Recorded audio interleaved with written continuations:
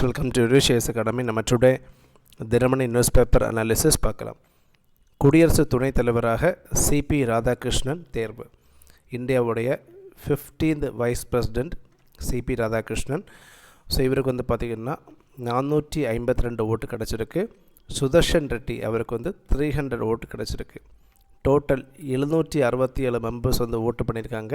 இதில் 15 ஓட்டுகள் வந்து செல்லாதவே அறிவிச்சிருக்காங்க. நம்ம இந்த சிச்சுவேஷனில் வைஸ் பிரசிடெண்ட்டுடைய ஆர்டிகல்ஸ் பார்க்கலாம்.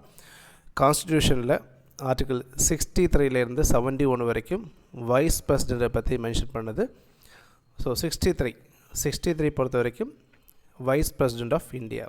64 வைஸ் பிரசிடெண்ட் வந்து ராஜ்யசபாவுடைய எக்ஸ் அஃபிஷியல் சேர்மனாக இருப்பார்.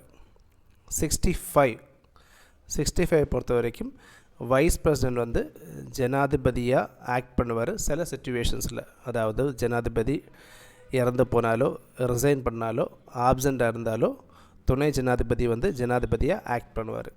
66 பொறுத்த வரைக்கும் ப்ராசஸ் ஆஃப் எலெக்ஷன், எல்லா எம்பிஸும் வந்து ஓட்டு பண்ணுவாங்க. 67 வந்து பார்த்திங்கன்னா ரிமூவலை பற்றி சொல்கிறாங்க, அவரை ரிமூவ் பண்ணுறதை பற்றி சொல்கிறாங்க. 68 வந்து பார்த்திங்கன்னா அவருடைய டேர்ம் முடிஞ்சதுக்கு பிறகு எலெக்ஷன் கண்டக்ட் பண்ணுறதை பற்றி சொல்கிறாங்க. 69 வந்து உறுதிமொழி, oath of office.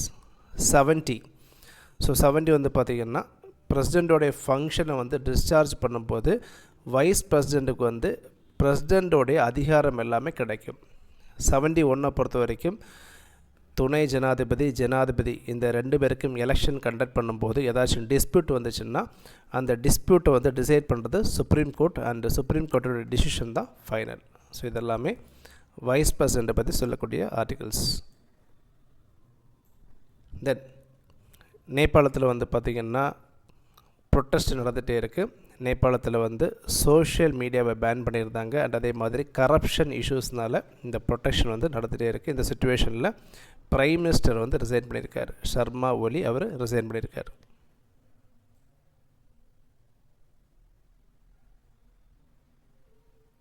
Then next one, வழக்குரைஞர்கள் கைது விவகாரம் ஒரு நபர் விசாரணை ஆணையம் அமைத்த உத்தரவு நிறுத்தி வைப்பு. ஸோ ஒரு நபர் விசாரணை ஆணையம் அவர் யார் பார்த்திங்கன்னா 1 member commission headed by Parthiban. பார்த்துக்கோங்க, பார்த்திபன்.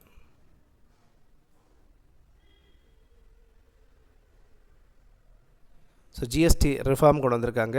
ஜிஎஸ்டி ரிஃபார்மை பொறுத்த வரைக்கும் முன்னாடி இருந்த ஸ்லாபை கேன்சல் பண்ணிவிட்டு தற்போது வந்து பார்த்திங்கன்னா 5%, 18% அண்டு 40%. இந்த 40% பொறுத்த வரைக்கும் இதில் வந்து tobacco, cigarette, then cool drinks and விலை உயர்ந்த கார்கள் இதெல்லாமே 40%ல் இன்க்ளூட் ஆகும். ஸோ இதை பார்த்துக்கோங்க, ரிஃபார்ம்ஸை வந்து தெளிவாக பார்த்துக்கோங்க. இந்த நெக்ஸ்ட் ஒன், மழை வெள்ளம் பஞ்சாபுக்கு 1600 கோடி, ஹிமாச்சலுக்கு 1500 கோடி. ஸோ இதில் 3 ஸ்கீம் கொடுத்துருக்காங்க. இந்த 3 ஸ்கீம் நம்ம பார்க்கலாம். ஃபஸ்ட்டு ஸ்கீம் வந்து பார்த்திங்கன்னா பிரதான் மந்திரி ஆவாஸ் யோஜனா. இந்த ஸ்கீமை வந்து ஜூன் 25, 2015 கொண்டு வந்தாங்க. And national disaster management act 2005 இந்த சட்டம் கொண்டு வந்தாங்க. இந்த சட்டம் பிரகாரம் வந்து பார்த்திங்கன்னா 2 விதமான ஃபண்ட் அதில் கொண்டு வந்திருக்காங்க. National disaster mitigation fund. So டிசாஸ்டரை வந்து மிட்டிகேஷன் பண்ணுறதுக்காக ஒரு fund, prime minister national relief fund. So இது வந்து பார்த்திங்கன்னா டிசாஸ்டர் வரும்போது ரிலீஃப் நிவாரணத்துக்காக கொடுக்கக்கூடிய ஃபண்டு. தென் சமக்கிரக சிக்ஷா அபியான். இந்த ஸ்கீமை வந்து 2018 கொண்டு வந்தாங்க. Ministry of human resource development இவங்க தான் இந்த ஸ்கீமை கொண்டு வந்தாங்க. இந்த ஸ்கீமை பொறுத்தவரையும் பார்த்திங்கன்னா முன்னாடி இருந்த சர்வ சிக்ஷா அபியான், தென் மாத்தியமிக் சிக்ஷா அபியான், டீச்சர்ஸ் எஜுகேஷன், இந்த 3 ஸ்கீமையும் வந்து யூனிஃபை பண்ணி தான் இந்த புதிய ஸ்கீமை கொண்டு வந்திருக்காங்க. இந்த ஸ்கீமை பொறுத்த வரைக்கும் சின்ன குழந்தையிலிருந்து 12ஆம் கிளாஸ் வரைக்கும் இந்த ஸ்கீம் அப்ளிகபிள் ஆகும். தென் நெக்ஸ்ட் ஒன், மேலும் 102 இந்திய கடல் உணவு நிறுவனங்களுக்கு ஐரோப்பிய யூனியன் ஏற்றுமதி அனுமதிப்பு. அமெரிக்கா வந்து பார்த்திங்கன்னா 50% டேரிஃப் விதிச்சிருக்காங்க இந்தியாவுடைய பொருட்களுக்கு. இதனால் வந்து கடல் உணவு அதிகமாக பாதிப்புள்ளாயிருக்கு. இந்த சிச்சுவேஷனில் யூரோப்பியன் யூனியன் வந்து இந்த ஏற்றுமதிக்கு அனுமதி அளிச்சிருக்காங்க. ஸோ இது வந்து ஒரு ரிலீஃபாக இருக்கும் இந்தியன் கடல் உணவை பொறுத்த வரைக்கும்.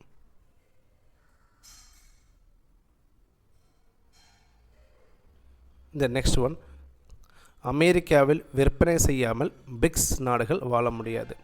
ஸோ இந்த சிச்சுவேஷனில் பிரிக்ஸ் அமைப்பை பற்றி பார்க்கலாம். ஸோ பிரிக்ஸ் அமைப்பை பொறுத்த வரைக்கும் இதில் Brazil, Russia, India, China, south Africa, Egypt, Ethiopia, Iran, Indonesia, UAE இவங்க எல்லாம் மெம்பர்ஸாக இருக்காங்க.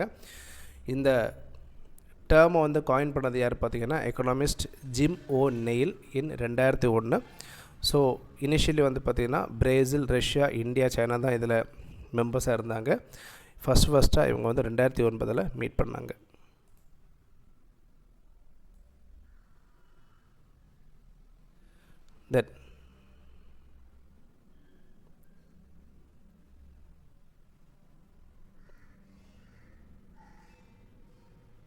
தென் நெக்ஸ்ட் ஒன், மொரீஷியஸ் பிரதமர் ராமகோலம் 8 நாள் பயணமாக இந்தியா வருகை. இதை பார்த்துக்கோங்க.